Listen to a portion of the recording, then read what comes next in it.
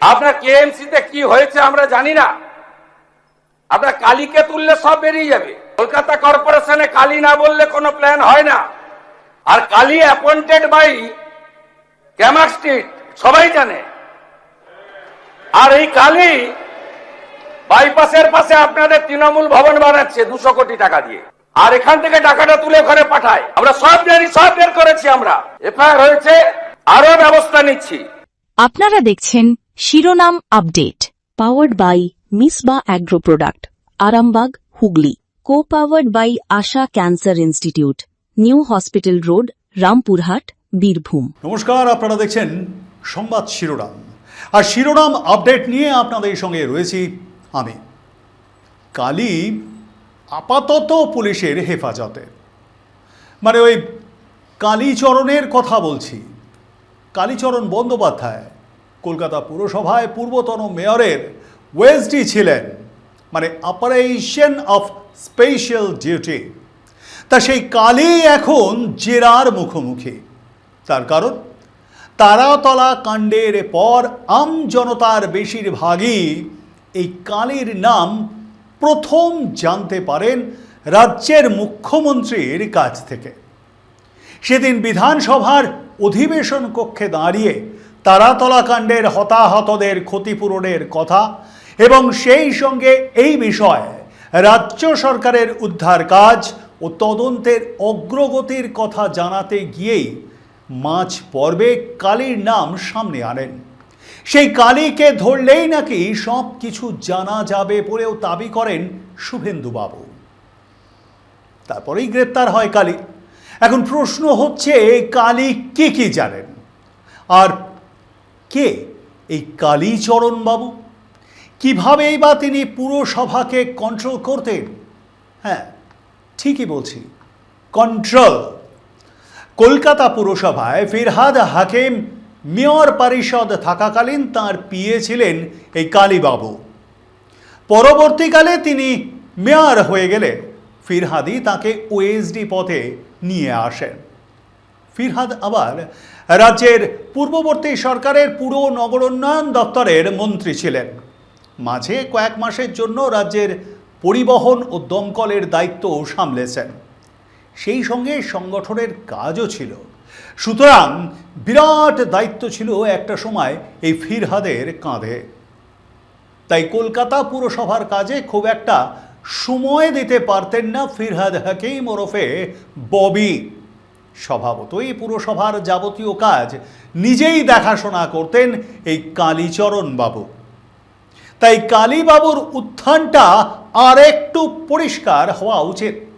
কারণ এই কালীর অঙ্গুলি হেলন ছাড়া কলকাতা পুরসভায় কোনো কাজই নাকি হতো না কোনো বিল্ডিংয়ের প্ল্যান। এমনকি ফলটি প্ল্যানও পাস হতো এই কালীবাবুর দৌলতে।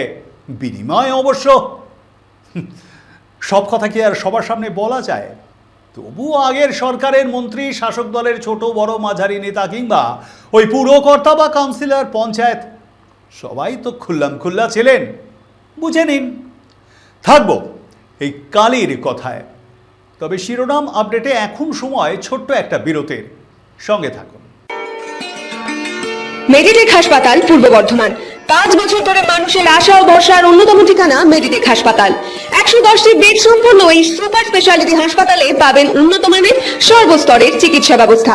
স্বাস্থ্য সাথীকে বাস্তবায়িত করতেই অঙ্গীকারবদ্ধ এ গ্রেডেড মেডিটেক হাসপাতাল। সুলভ মূল্যে সুচিকিৎসা পরিষেবা পেতে আজই চলে আসুন মেডিটেক হাসপাতালে। আমাদের ঠিকানা নবাবহাট, পূর্ব বর্ধমান, সুরি রোড, 108, শিব মন্দিরের নিকটে। আমাদের যোগাযোগ নাম্বার 7908870077। উন্নতমান পুষ্টিগুণ সম্পন্ন, সুস্বাস্থ্যকর এবং সুস্বাদু চাল প্রস্তুতকারী অন্যতম সংস্থা মিসবা অ্যাগ্রো প্রোডাক্ট। উন্নত মানের ধান থেকে চাল প্রস্তুত করতে আমরা উন্নত প্রযুক্তির মেশিন ব্যবহার করে থাকি। আপনার প্রতিদিনের খাদ্য তালিকায় অবশ্যই রাখুন মিসবা অ্যাগ্রো প্রোডাক্টের পুষ্টিগুণ সম্পন্ন সুস্বাদু চাল। যোগাযোগ করুন বর্ধমান রোড ভায়া পাহলানপুর, বাটলান, হুগলি। যোগাযোগ নম্বর 7001119580। আপনারা দেখছেন শিরোনাম update, powered by Misba agro product, Arambagh, Hooghly. Co powered by Asha cancer institute, new hospital road, Rampurhat, Birbhum. সঙ্গে থাকবার জন্য ধন্যবাদ। ফিরে এলাম বিরতির পর। দেখছেন শিরোনাম আপডেট। কথা হচ্ছিল কালীকে নিয়ে। পুরসভার কালী সেদিন তারাতলা কাণ্ড নিয়ে বলতে গিয়ে বিধানসভার অধিবেশন কক্ষে এই কালীকে নিয়ে কি বলেছিলেন মুখ্যমন্ত্রী, একবার শুনে নিন। আপনার কেএমসিতে কি হয়েছে আমরা জানি না। আপনার কালীকে তুললে সব বেরিয়ে যাবে। কলকাতা কর্পোরেশনে কালী না বললে কোনো প্ল্যান হয় না।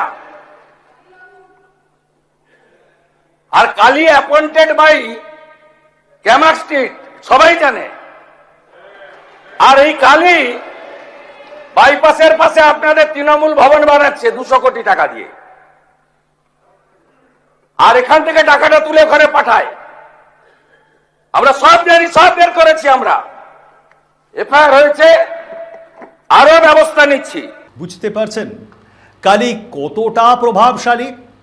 তারাতলায় বিপর্যয় কাণ্ডের নেপথ্যে ত্রুটিপূর্ণ বিল্ডিং প্ল্যানের অন্যতম মাথা এই কালীচরণ বন্দ্যোপাধ্যায়। 4 জুলাই পর্যন্ত পুলিশ হেফাজতে। প্ল্যান অনুমোদন থেকে আর্থিক লেনদেন, কালীর ভূমিকা ও প্রভাব জানতে মরিয়া লালবাজারের কর্তারা। হলে হবে কি, কালী নাকি জেরায় অসহযোগিতা করছে বলে এই সূত্রের খবর।